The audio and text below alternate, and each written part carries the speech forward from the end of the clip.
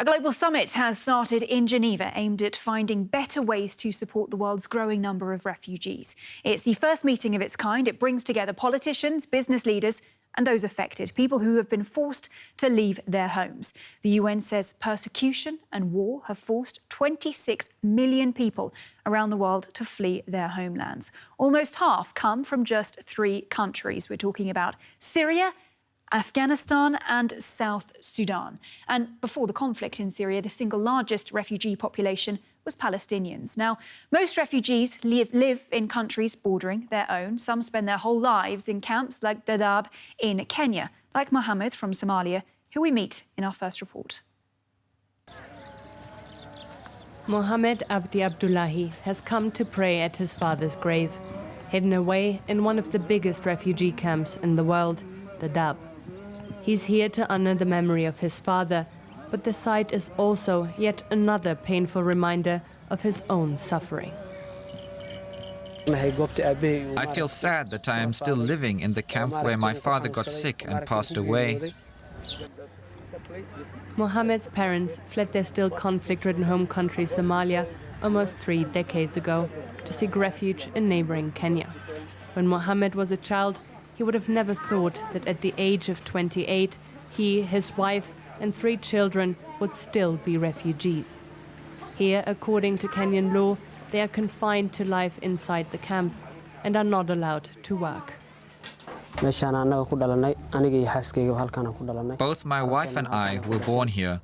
Our children were born here. It's very difficult to stay where you were born for your entire life. We don't have the freedom of movement, which is a basic, universal human right. I feel like I'm in prison and I'm not able to leave. Mohammed is one of more than 200,000 refugees here in Dadaab. He feels unwanted in Kenya. The government has been threatening for years to close the camp, heightening his feelings of uncertainty. He also feels neglected by the international community, which has shifted its attention to other humanitarian crises elsewhere. Dadaab was never meant to be a long-term solution. Yet for most people, life as a refugee here in the camps is all they know. This drawn-out encampment, the deteriorating level of humanitarian assistance, and the only distant prospect of resettlement has collectively taken a severe mental health toll on thousands of residents. Médecins Sans Frontières, one of the NGOs operating here, says the protracted crisis in the camp has caused a growing number of refugees to develop mental health conditions. Depression is one of the illnesses which we see alarmingly becoming increased amongst the refugees. Depression is serious because most of the time you get refugees attempting suicide. It's actually due to depression. Mohammed says he suffers from anxiety and insomnia, and he's not alone. He says many of his former school friends have given up hope. Some of them drifted into drug addiction, others have even committed suicide. Some of my friends have hung themselves because of what they are going through. It's happened several times in this camp. Sometimes I think about killing myself because of the hardship I'm going through, but then I think of my children. They always save me. Mohammed says he's not ready to give up just yet. He wants to fight on for his children so that they can have a better future, so they can get an education and enjoy the freedoms he never had. For himself, his wish is to leave the camp before he dies, so that he doesn't have to be buried next to his father as a refugee. Well, for more on this, let's bring in now Martin Rentsch in Geneva. He works at the UN Refugee Agency. Thanks for joining us, Martin. What exactly can we expect from this conference? Thank you. Well, this is not just another conference. The Global Refugee Forum is the first world summit on refugees. It's not about, just being governments here donating some money. It's about the whole of society approach. So we have here private sector, we have academia, we have, of course, states, big hosting countries, and they've all come together to this summit.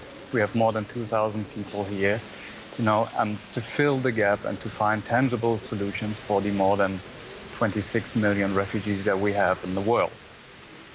Now, this issue, it really hits young people. We're talking about half of all refugees under 18. What are the biggest challenges connected to that? It's indeed a significant challenge because with them, the challenge is not only, to feed them, to give them water, to give them shelter, because the main issue is they have no perspective in life. They have no prospect. The average duration of stay in a refugee camp is 25 years. And that is terrible, and this is not sustainable. And those young people especially, they need those perspectives through education. For example, the German DAFI program is a tangible program that really makes a difference for those young people, and we need more of that. We need refugees to be self-reliant. We need programs for that, and that's what we are here for at this conference. On that point, Martin, what role does Germany play at this forum? Germany has over the last couple of years, has been a front runner of refugee protection because it's one of the few countries that not only significantly finances humanitarian assistance in countries such as Lebanon, Turkey, Jordan, and other countries, but it also took in quite a significant amount of people, more than 1 million. So it can speak to both sides, Germany is on the eye level with countries like Kenya or other peoples in the Middle East, and it can relate to the problems there. And so Germany's role is really crucial to address the global problems that there are in terms of refugee crisis. That said, increasingly we have seen the fact that another real problem is that those countries receiving the greatest number of refugees, they're often left alone when dealing with them. Any ideas on the table of how to better support those countries? Absolutely, you're right. I mean, to be precise, actually more than 85% of the refugees globally, they live in poor countries, and this needs to change. Those countries, they need much more support, and it's not a problem about the ideas. They exist. The problem is about a lack of implementation of these ideas, and that's why we are here for at this forum to connect new players that have come to the table, such as the World Bank or the private sector, to have a real whole of society approach and to not only rely on humanitarian players such as UNHCR to address the problems in the field. Mm-hmm. All right, Martin Rentsch from the UN Refugee Agency in Geneva, we wish you the best of luck with getting those commitments and at that meeting. Thanks a lot.